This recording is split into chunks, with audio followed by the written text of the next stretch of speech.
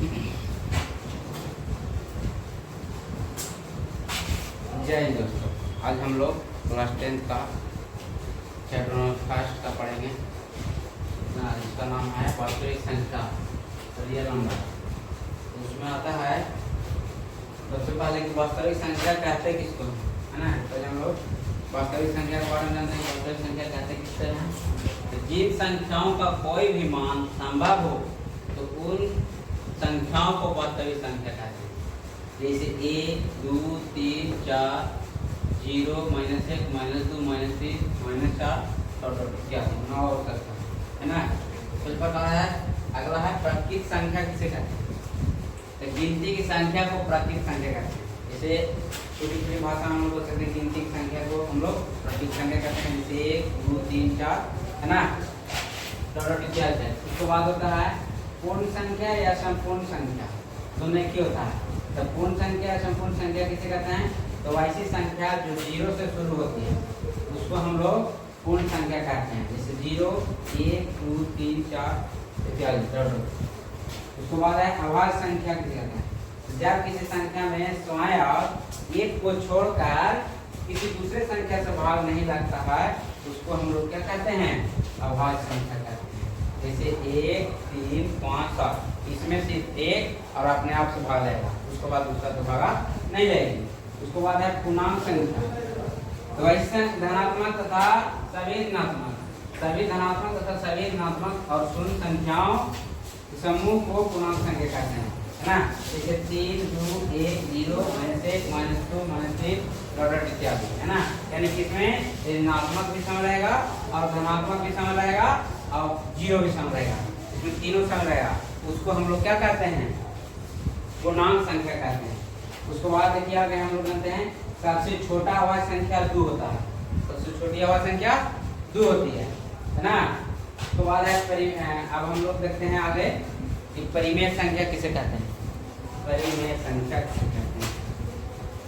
इसको मिटा देते हैं। आप लोग वीडियो क्लोज करके लिख लीजिएगा।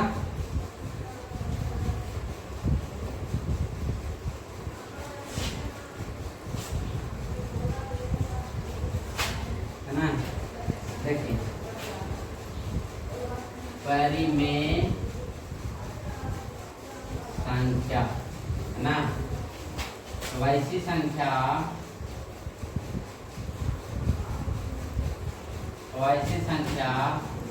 जिसे P/Q के रूप में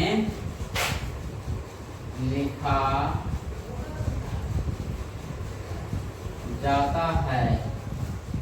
जैसे में हो जाएगा 2/3, 3/5, 5/7 इत्यादि, है ना।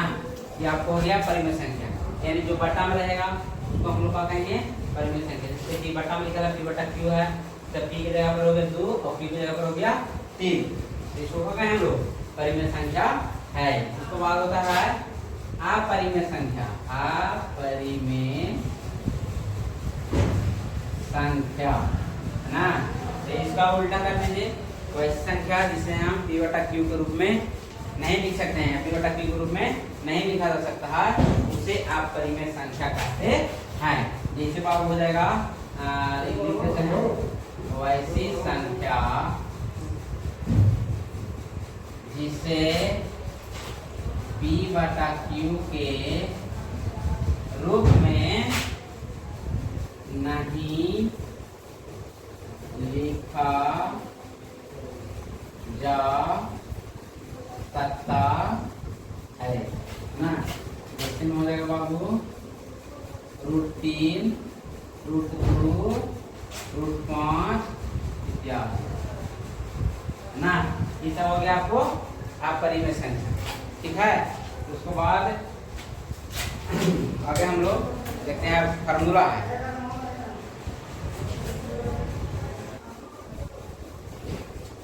देखिए इसमें पढ़ना है विभाजन प्रमेय का होता है ना। तो दो धनात्मक पूर्णांक a और b दिए रहने पर हमें a बराबर bq प्लस r ना, a बराबर bq प्लस r और 0 से बड़ा बराबर हो सकता है r और r से बड़ा होगा बी वो से संख्याएं क्यू और आर ज्ञात कर सकते हैं, है ना। यानी कि इसको हम लोग आर और क्यू क्यू और आर यहाँ से निकाल सकते हैं इस फार्मूला से। आप देखिए इस फार्मूला के उपयोग कहाँ है ना, ऐसे कैसे बनता है, ऐसे एलसीएम हम लोग कैसे निकालते हैं, अब उसको बारे में हम लोग देखते हैं और यहाँ से प्रश्न हम लोग देखते हैं। अभी देखते हैं,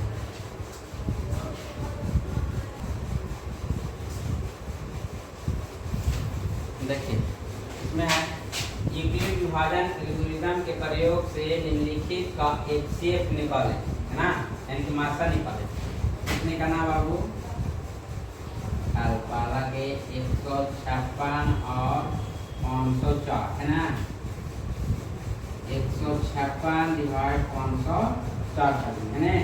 इसमें हम लोग कितना से लगाएंगे, भागा लग जाए, लगाइए 3 से लगाते हैं तो 3 से लगाते हैं तो 3 6 18 और 45 3 6 18 1 और 5 के 15 16 और 3 कम 3 1 4, इनको घटा दीजिए इसमें से 12 में से 8 गया, 14 में से 8 गया 6, ये गया 9, 9 में से 6 गया 3, है ना।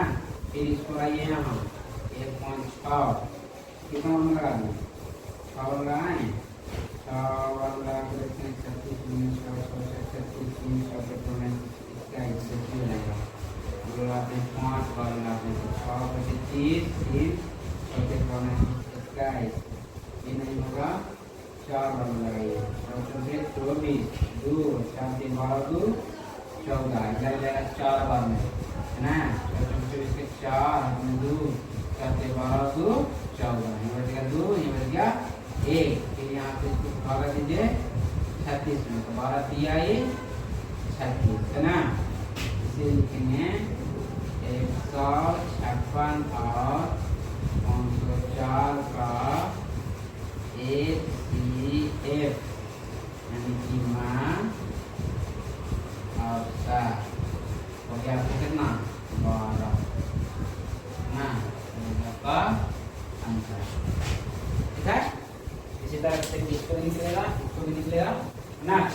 वीडियो को देखो करके आप लोग इसको बनाइए।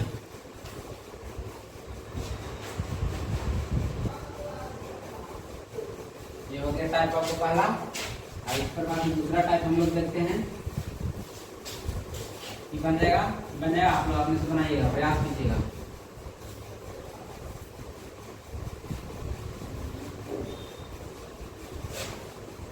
तो बाद अगला क्वेश्चन देखते हैं हम लोग।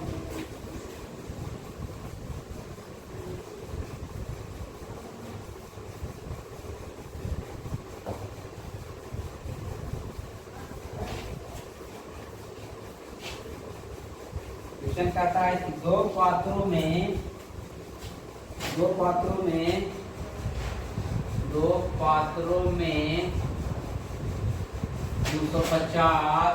और 425 लीटर दूध है,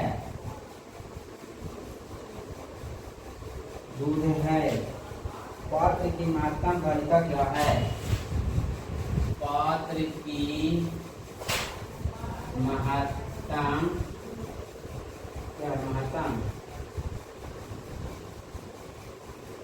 धारिता क्या है ना। कुछ नहीं करना है, हल कर दीजिए, है ना। कितना है 450 और 200 425, 250 से भगा दीजिए कितना में 425, है ना। इसको लगाइए, कितना से लग जाएगा, हम लगाते हैं 1 से पहले लगाते हैं 1 0 5 2 5 12 में से 5 7, ये बच गया आपको 3 में से 2 गया 1, क्या आ जाएगा आपको यहाँ 250, है ना। कितना बार लगावे 2 बार लगाते हैं बेसी हो जाएगा, 3 लगाइए 1 बार में 1 7 5 10 में से 5 गया 5, यहाँ बच गया 4 तो 14 में 7 गया 7, यानी 1 में से गया कुछ नहीं, यहाँ आ जाएगा 175। अब इसको भागा लगाइए, क्या बन लगेगा 75 दिया कितना हो जाएगा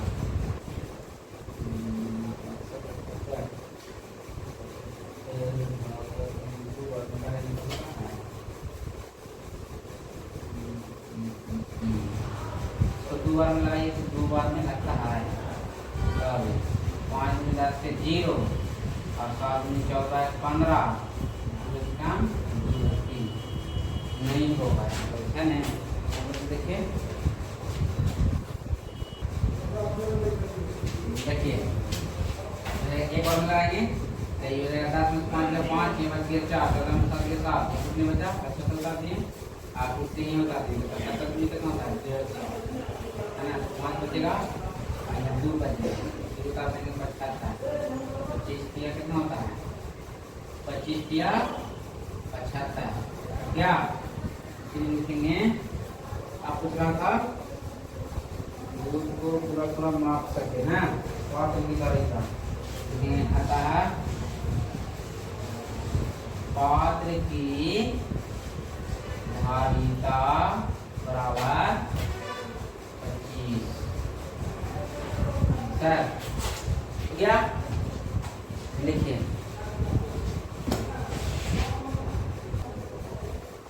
देखिए अगला क्वेश्चन है निम्नलिखित संख्याओं का भाग गुणनखंड के गुणांकन के रूप में व्यक्त कीजिए ना कुछ नहीं करना देखिए बहुत आसान है इसको इसी में लेंगे हम लोग कितना 140 है ना दूसरा लगाएंगे 7 दूनी 14 दूसरा लगाएंगे 35 दूनी 70 फिर लगाएंगे कितना से 5 से लगाएंगे 5 से 35 140 बराबर 2 दूनी 5 दूनी 7 है ना। देखिए 2 क्या है 2 है जिसको पावर 2 रहेगा 5 एगो है 7 भी एगो है ना। इसी प्रकार से इसको ही बनेगा इसको ही बनेगा इसको ही बनेगा ठीक है। तो इस चीज़ों का आप लोग ट्राई कीजिएगा इसको लिख लीजिए। उसके बाद अगला टाइप हम लोग देखते हैं